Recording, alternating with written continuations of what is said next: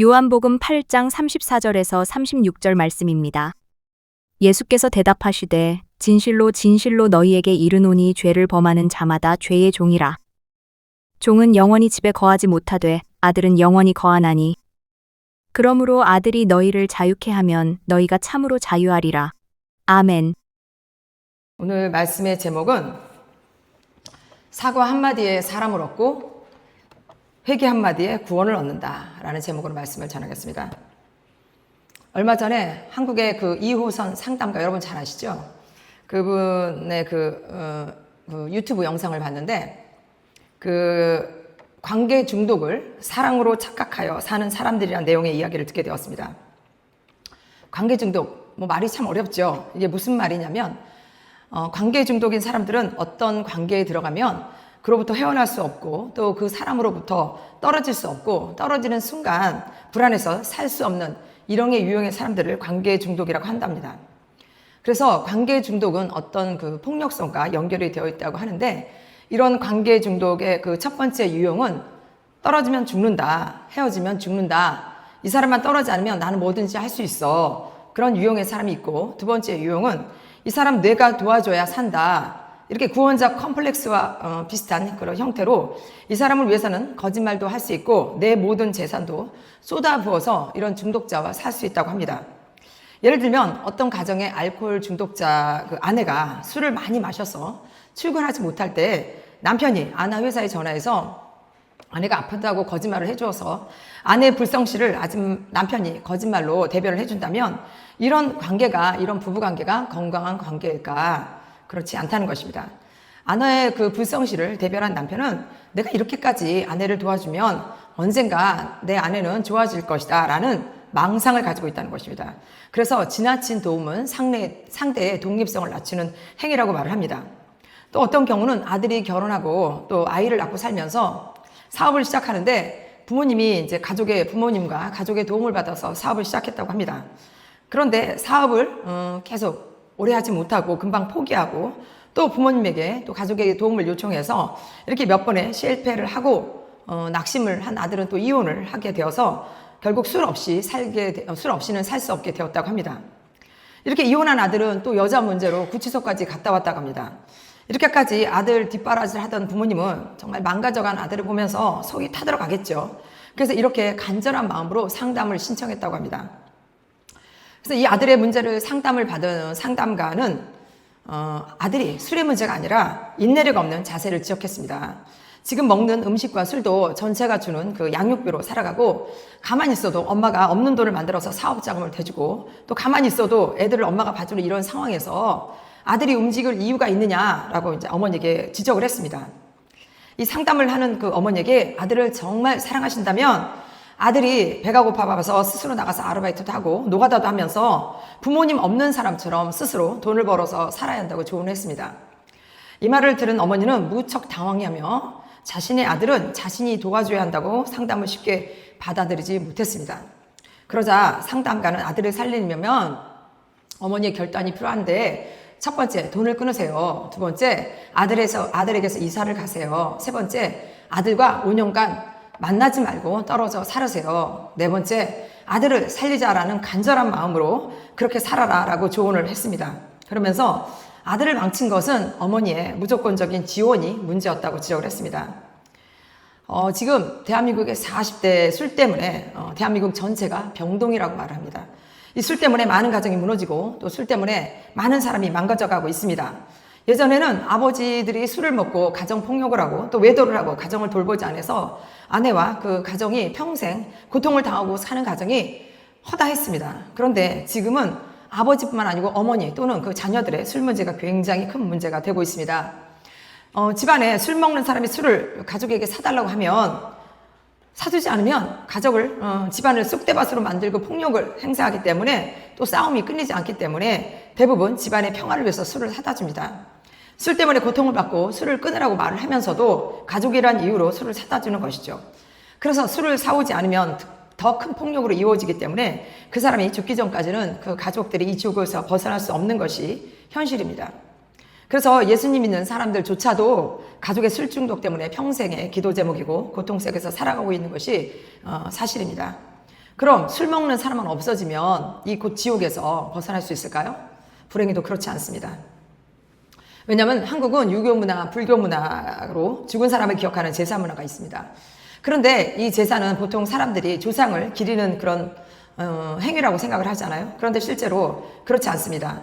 그 가정에 조상을 섬기는 것이 아니라 그 가정에 역사하는 그 악한 영에게 계속 먹이를 주고 머물 수 있도록 자리를 만드는 영적 행위이며, 이 제사는 그 가정 속에 숨어있는 귀신을 합법적으로 인정하는 문화입니다.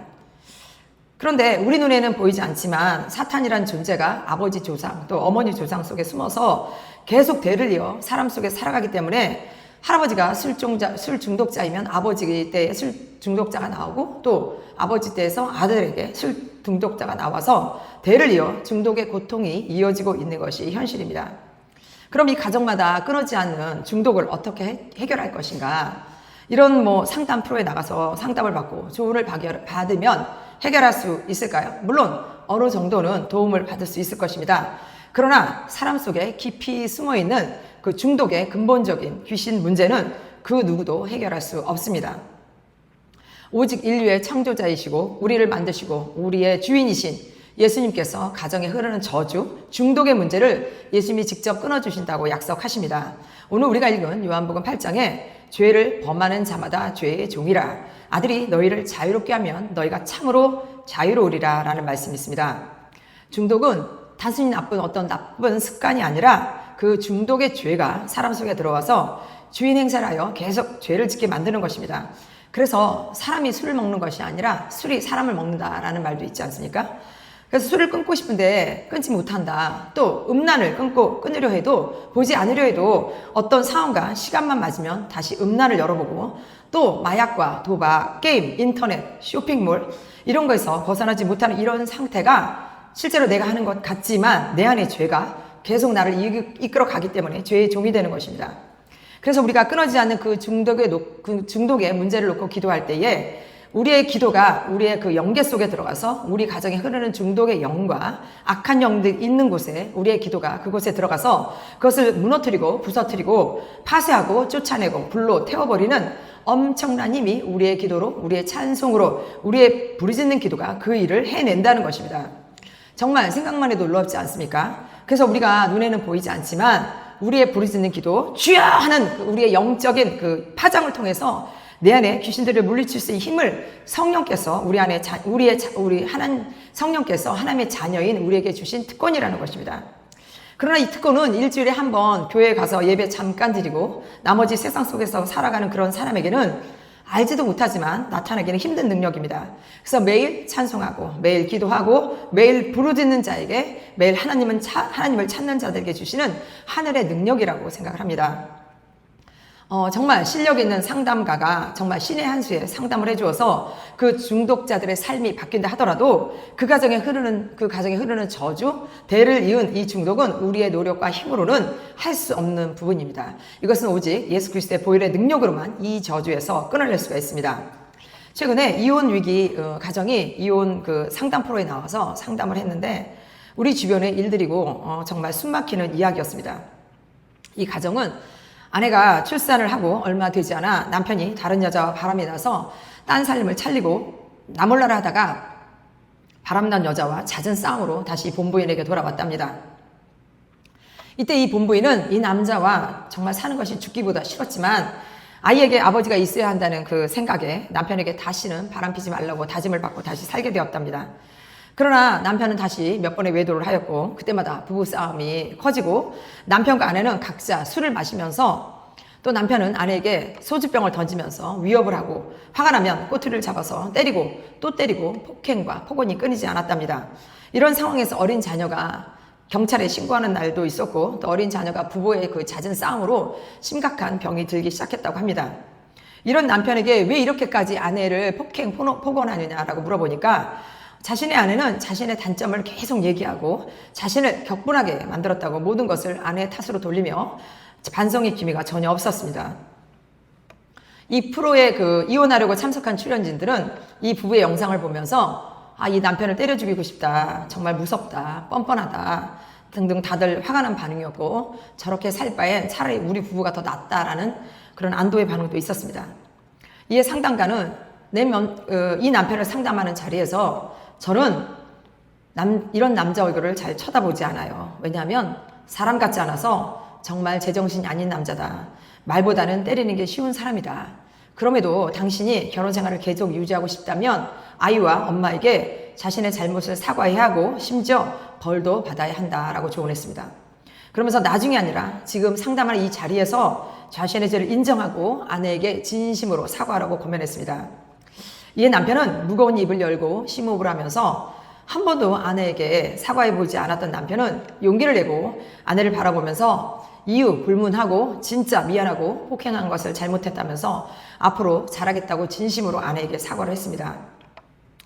이 사과를 받은 아내는 지금 당장 남편하고 이혼하고 싶었지만 처음 받아보는 그 남편의 그 진심 어린 그 사과에 진심이었으면 좋겠다고 눈물을 흘렸습니다.